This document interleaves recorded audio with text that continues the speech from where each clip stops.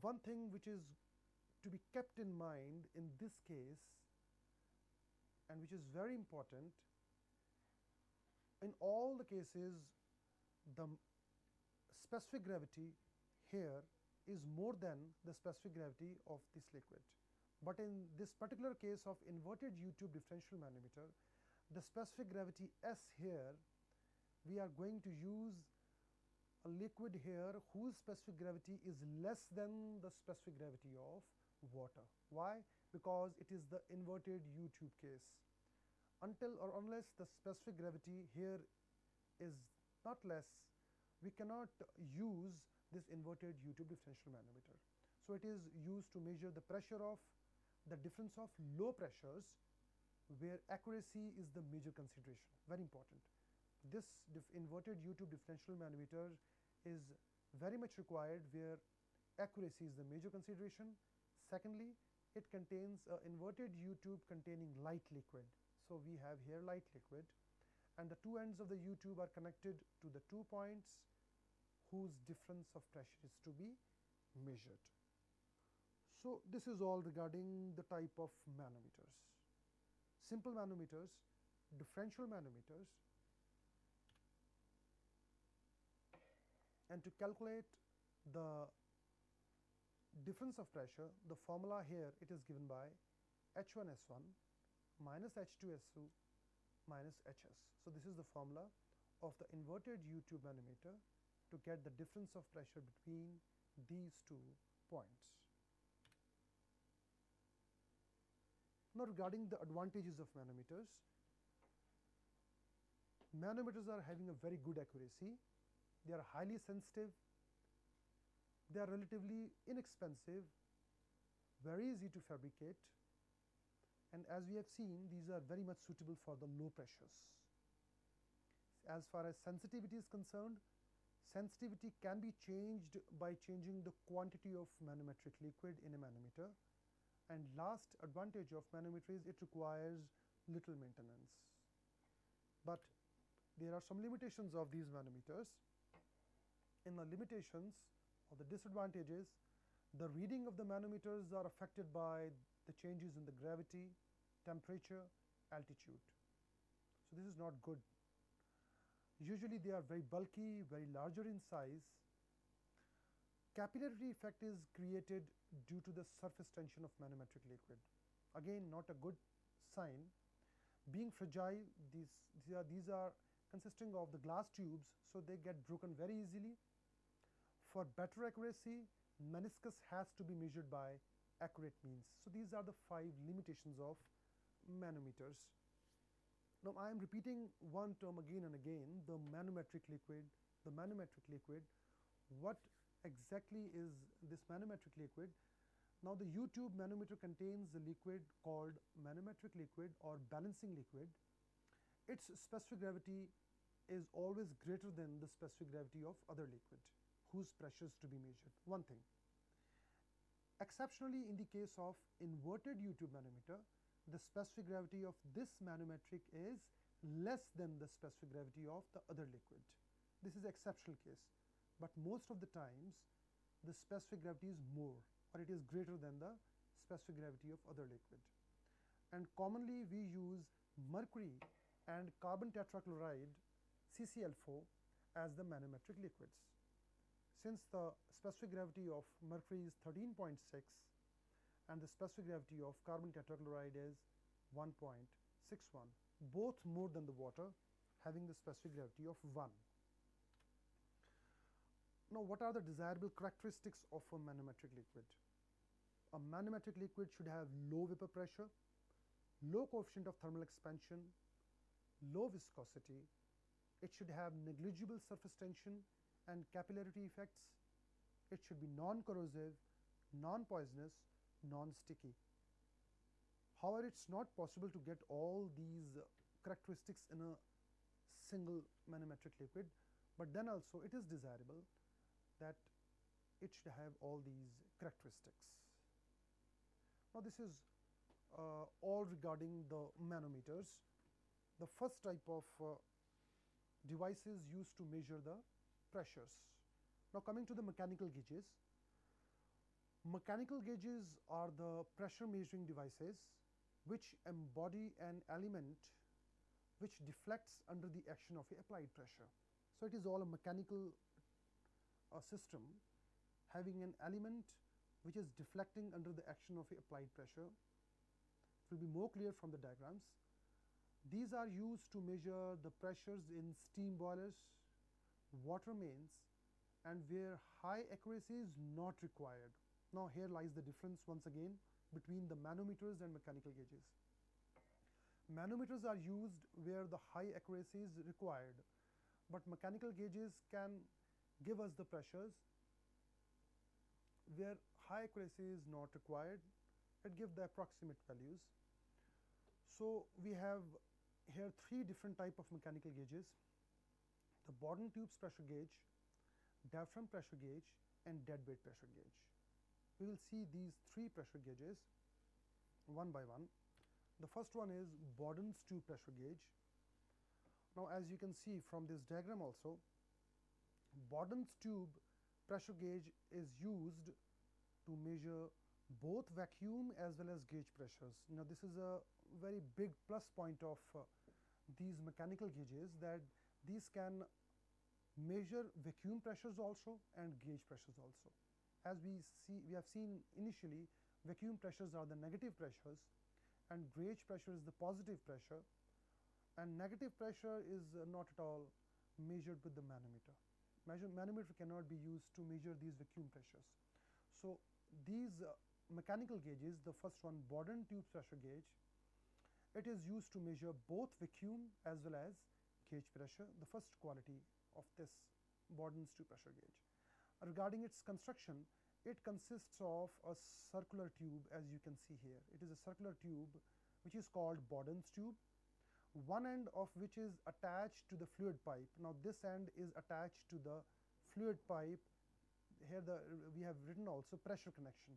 It is attached to the fluid pipe, and the other end, as you can see, it has a simple pinion and sector arrangement, the mechanical arrangement. Here we have a hairspring, the gear, sector and pinion arrangement, and a link. So, all these arrangements are connected to this pointer. Whenever we have pressure here, it will be transferred from this Bourdon's ring to this link, sector pinion, this gear, and this pointer will be deflected on the graduations. Now, this is a line diagram. You can see here also, this is a gauge, Bourdon tubes pressure gauge. You can see the graduations here from 0, 200, 400, 600, 800, and 1000, and this is the pointer at the 0 level. Whenever there is a pressure is we attach this point to any pressure point, then this pointer will indicate the pressure on this dial gauge or the graduations made here. So, this is first type of mechanical gauge which we call as Bourdon's tube pressure gauge. The movement of the pointer which is attached to this arrangement shows the reading on the dial gauge. As I have just told you, this pointer indicates the reading on the dial gauge. Now, look at the practical picture of this Bourdon tube pressure gauge. Now, here we have link. This is ring part, Bourdon ring. Now, this is attached to this point. Now, this particular point, it will be attached to the point of the pressure, and here we have sector and pinion arrangement, and the pointer is attached somewhere here. It's not shown here. The pointer is not shown. It is the internal arrangement. Pointer is missing here, but otherwise we can see the sector and pinion arrangement, the link, the Bourdon ring, and the fluid pipe attachment here. So, you must have got some idea that how it looks like Bourdon's tube pressure gauge if practically we watch internally how it looks like. The second type, it is the diaphragm pressure gauge. It is also very much looks like the Bourdon's tube pressure gauge, but there is a small difference here. This pressure gauge is also used to measure gauge as well as vacuum pressures, both positive and negative pressures. Now, here comes the change. It consists of a corrugated diaphragm. As you can see here, some diaphragm here, this below this pointer, this particular part is indicating a diaphragm. Now, what does this mean? The gauge is connected to the fluid at A. Here is the point A where gauge is attached. The fluid under pressure causes some elastic deformation of the diaphragm. Whenever it is attached to some point, so there will be a pressure here, and this diaphragm will undergo elastic deformation. So there is some change in this diaphragm, and whenever there is a elastic deformation in this diaphragm, this pointer is again going to move, and it will give the reading of the pressure on this dial gauge. As you can see, if it is showing a point of between 11 and 12 here, this pointer. So this rotates on the pointer moving on the dial gauge. So in the case of Borden's tube, we have Borden's ring. Here we have the sector pinion arrangement, but in the case of diaphragm pressure gauge, we have a diaphragm arrangement here, which is corrugated, and it undergoes elastic deformation. So this is the difference between the first two types. The last and third type of mechanical gauge is dead weight pressure gauge. Now, before discussing this dead weight pressure gauge, I am interested to discuss this term, calibration. Now, calibration is must in all the types of instruments which are launched in the market. So on the manufacturing units, often we see different type of instruments which are introduced in the market.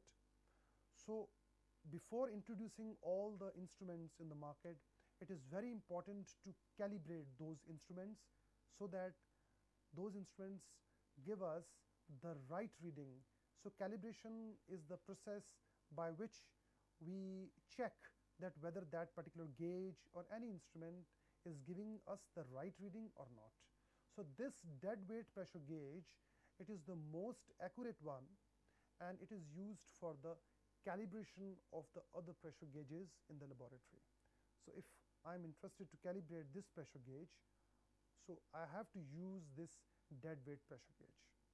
Now, how it regarding its construction, it consists of a piston, as you can see here, and a cylinder part, and one end of the tube containing fluid. This is the fluid which you can see in the tube, and it is connected to the cylinder, and the pressure gauge to be calibrated is fitted to the other end.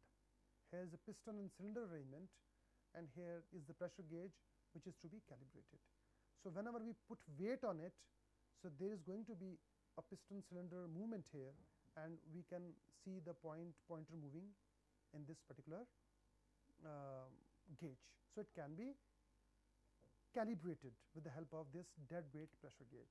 You can very well see, this is the practical picture of pressure gauge, this is the weight, and this is the gauge which is to be calibrated, and this whole arrangement is called the dead weight pressure gauge. So in this way, we have seen three different type of mechanical gauges. The first one, the Borden's tube pressure gauge; the second one, the diaphragm type pressure gauge; and the third one, very important, which I call as the dead weight pressure gauge. So this is all regarding the mechanical gauges. To conclude my lecture, let's have a look what we have studied today. I've started with some of the technical terms: the density, weight density, specific gravity, and pressure. Then we have seen four different type of pressures: the atmospheric pressure, absolute pressure, positive and negative pressure, gauge pressures, and vacuum pressures. Then we have seen two different type of manometers: simple and differential ones, the types of simple manometers and types of differential manometers. And in the last, we have discussed regarding the mechanical gauges which are used for measuring high pressures: Borden tube pressure gauge, diaphragm type pressure gauge, and dead weight pressure gauge. So this is all regarding my today's lecture of measurement of pressure. Thank you very much.